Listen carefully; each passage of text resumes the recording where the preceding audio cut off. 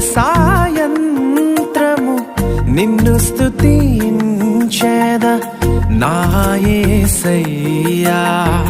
ప్రతి వాక్యమును ప్రతి ఆజ్ఞలను తలంచుచు నిత్యము ఆరాధించెదయా. నా పూర్ణ మనస్సుతో నా పూర్ణ హృదయముతో నా పూర్ణ ఆత్మతో నిన్ను పొగడదయ్యా. ఆరాధనా